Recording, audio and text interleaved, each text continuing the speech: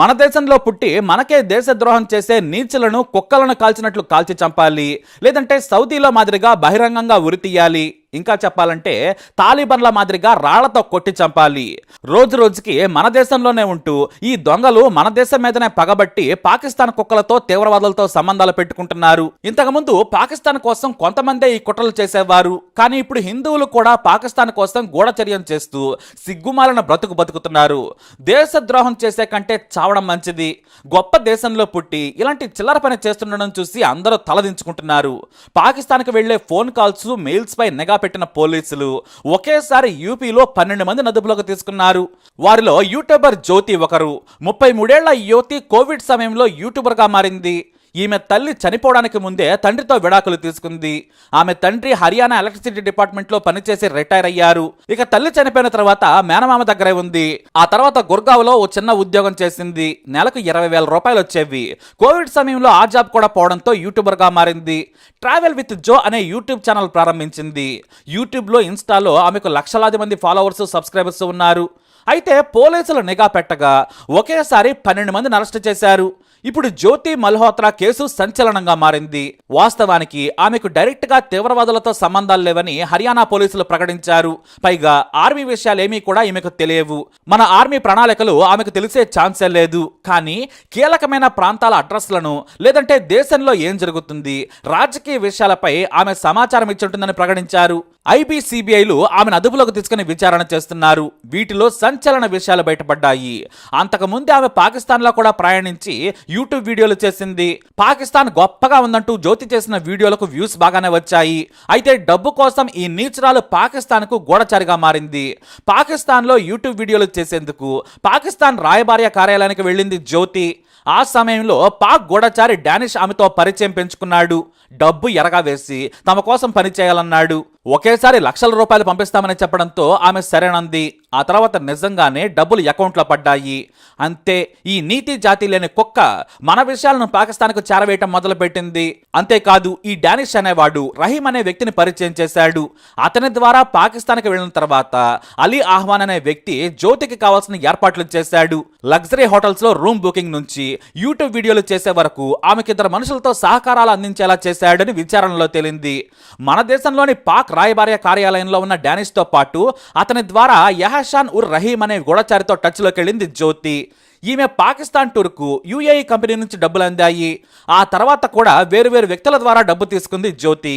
పాకిస్తాన్ చాలా గొప్పగా ఉంది, బ్రైట్ గా ఉందంటూ వీడియోలు చేసింది జ్యోతి. వాటికి Indian girl in Pakistan, Indian girl exploring Lahore, Indian girl at Katas Raj temple, Indian girl rides luxury bus in Pakistan అనే టైటిల్స్ పెట్టేసింది. అయితే అక్కడికి వెళ్ళిన తర్వాత పాకిస్తాన్కి చెందిన సిమ్ కార్డులను వాడినట్లు అధికారులు భావిస్తున్నారు. ఇక మన దేశంలోని ప్రధానమైన గుడులు, సైనిక స్థావరాలు, ప్రముఖ పుణ్యక్షేత్రాలు, విఐపీల ఇళ్లు, గుడుల సమాచారాన్ని పాకిస్తాన్ గూఢచారులకు చేరవేసింది. వాట్సాప్, స్నాప్చాట్, టెలిగ్రామ్ ద్వారా ప్రత్యేకమైన VPN యాక్టివేట్ చేసుకుని తన లొకేషన్ను తన్ను ట్రాక్ చేయకుండా జాగ్రత్తలు తీసుకుని సమాచారం ఇచ్చింది నీచురాలు. ఆ తర్వాత డానిష్ ద్వారా పాకిస్తాన్ ఇంటెలిజెన్స్ అధికారులతో టచ్ లోకి వెళ్ళింది. తన వీడియోల ద్వారానే ఆమె పరోక్షంగా సమాచారం ఇచ్చింది. ల్యాప్టాప్ లో పాకిస్తాన్ ఇంటెలిజెన్స్ అధికారులు నేర్పించిన కోడ్ లాంగ్వేజ్ లోనే వారితో చాట్ చేసింది దుర్మార్గురాలు. జ్యోతి ఎప్పుడైతే మన ఐబీకి పాక్ గూఢచారాల సమాచారం ఇచ్చిందో వెంటనే రహీం, డానిష్లను దేశం విడిచి వెళ్లాలని ఆదేశించింది ఇండియా. ఆమె ఫోన్లు, ల్యాప్టాప్లను స్వాధీనం చేసుకున్నారు. ఫోరెన్సిక్ అధికారులు అందులోని వివరాలను రాబట్టేందుకు ప్రయత్నిస్తున్నారు. దేశద్రోహం కేసుతో పాటు దేశ భద్రతకు ప్రమాదకరంగా మారడం, కుట్ర, ఇలా పలు సెక్షన్లలో Hisar civil line police station లో కేసులు నమోదయ్యాయి. ఈ పనికిమాలింది కేవలం పాకిస్తాన్కు మాత్రమే సమాచారం ఇచ్చిందా, లేదంటే ఇతర దేశాల గూఢచారులతో చేతులు కలిపిందా అనేది కూడా విచారణ చేస్తున్నారు. ఎందుకంటే ఆమెకొచ్చే ఆదాయం చాలా తక్కువ. కానీ ఏకంగా Pakistan, China, Thailand, Dubai, UAE, Saudi సహా పలు దేశాలు తిరిగేసింది. ఆయా దేశాల్లో వీడియోలు చేసింది జ్యోతి. ఇక ఇందులో దారుణమైన విషయం ఏమిటంటే చైనా కూడా పలుమార్లు వెళ్ళింది. అక్కడ పాక్, చైనా గూఢచారులను కలిసే ఛాన్స్ ఉందని అధికారులు భావిస్తున్నారు. ఈమెతో పాటుగా అరెస్ట్ అయిన మరో నీచుడు మల్హోత్రా. ఇతను పాకిస్తాన్ కోసం ఏకంగా ఇన్ఫ్లుయెన్సర్స్ ని రిక్రూట్ చేసుకుంటున్నాడు. ఇతనితో పాటు హర్యానాకు చెందిన అర్మాన్ పాకిస్తాన్ హై కమిషన్ కార్యాలయంలోకి వెళ్లి డైరెక్ట్ గా భారత సైనిక కార్యకలాపాల వివరాలు సేకరించి సమాచారం ఇస్తున్నట్లు గుర్తించారు. మహమ్మద్ తారీఫ్ అనే మరో కుక్క ఏకంగా తన పేరు మీద సిమ్ కార్డ్ తీసుకుని పాకిస్తాన్ హైకమిషన్ లోని వ్యక్తికి ఇచ్చాడు. వీళ్ళు నిజంగా మన దేశంలో పుట్టుంటే, అది కూడా ఒక తండ్రికే పుట్టుంటే జ్యోతి సహా ఈ దుర్మార్గులు ఇలాంటి పని చేసుండరు. అయితే ఇదే గూఢచర్యానికి పాల్పడుతున్న వారి తొక్క తీస్తే మరో ఇద్దరు పేర్లు బయటకొచ్చాయి. ఆ దేశద్రోహ పందులను కూడా ఎన్ఐఏ ఇచ్చిన సమాచారంతో యూపీ యాంటీ టెర్రర్ స్క్వాడ్ ఇద్దరిని అరెస్ట్ చేసింది. మొహమ్మద్ హరుణ్, ముజఫల్ హుస్సేన్లను పోలీసులు అదుపులోకి తీసుకున్నారు. ఈ హుస్సేన్ ఏకంగా రాయబార్య కార్యాలయంలోని వ్యక్తులతో సంబంధాలు పెట్టుకుని తీవ్రవాద కార్యకలాపాలు మొదలుపెట్టాడు.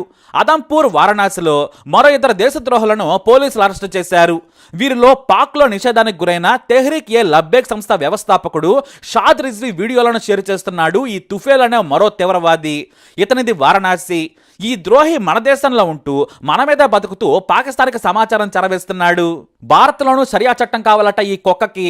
వీడు వారణాసిలోని ప్రముఖ ప్రాంతాలైన రాజ్ఘాట్, నమోఘాట్, జ్ఞానవాపి మసీదు, వారణాసి రైల్వే స్టేషన్ తో పాటు జామా మసీద్, ఎర్రకోట సహా వాటి ఫోటోలు గూగుల్ మ్యాప్ లో వాటి అడ్రస్లను కూడా షేర్ చేశాడు. పాకిస్తాన్ లోని 600 మందితో సంబంధాలు పెట్టుకుని సంభాషిస్తూ ఉన్నాడు ఎదవ. జ్యోతి తర్వాత ఈ నెట్వర్క్ మొత్తం బయటకు వస్తోంది. ఒక్కొక్కడు తోలుస్తుంటే మిగతా ద్రోహాల వివరాలు చెబుతున్నారు. ఇప్పుడు జ్యోతినే ఎక్కువ ద్రోహం చేసినట్లు అధికారులు భావిస్తున్నారు. ఎందుకంటే హై ప్రొఫైల్ కాంటాక్ట్లతో విదేశాల్లో పాక్ నిఘా అధికారులను కలుసుకుందనేది అనుమానం. వారికి ఎలాంటి సమాచారం ఇచ్చింది, పాకిస్తాన్ లో ఎవరిని కలిసిందనేది పోలీసులు విచారణ చేస్తున్నారు. జ్యోతికి యుఏఈ ట్రావెల్ కంపెనీ వెగో స్పాన్సర్ చేసినట్లు అధికారులు గుర్తించారు. ఈ కంపెనీ పాకిస్తాన్ లోనే రిజిస్టర్ అయింది. దీంతో జ్యోతి లింక్స్ చాలా క్లియర్ గా తెలిసిపోతున్నాయి.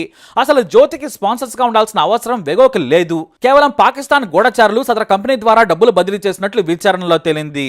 అయితే వీడియోలు తక్కువ, వ్యూస్ కూడా తక్కువే. కానీ కార్లు, కొత్త ఇల్లు, విదేశాల్లో పర్యటనలు, అది కూడా విదేశీ స్టార్ హోటల్స్ లో బస చూసి పోలీసులు షాక్ తిన్నారు. ఆ డబ్బు ఎక్కడి నుంచి వచ్చిందో గుర్తిస్తే జ్యోతి చేసిన లఫంగి పని తేలిపోతుంది. ఏదేమైనా కూడా మరొకడు దేశద్రోహం చేయకుండా ఉండాలంటే, ఆ ఆలోచన కూడా రావాలంటేనే భయపడేలా కేంద్రం తీవ్రమైన చర్యలు తీసుకోవాలి. లేదంటే ప్రతి సందుకు కూడా తయారయ్యే ప్రమాదం ఉంది. ఈ దేశద్రోహ కుక్కలను జీవితానికి పనికిరాకుండా చేయాలి. అప్పుడే భయం మొదలవుతుంది. మరేం చేయాలి? మీరేమంటారు? మీ అభిప్రాయాన్ని కమెంట్ ద్వారా తెలియజేయండి.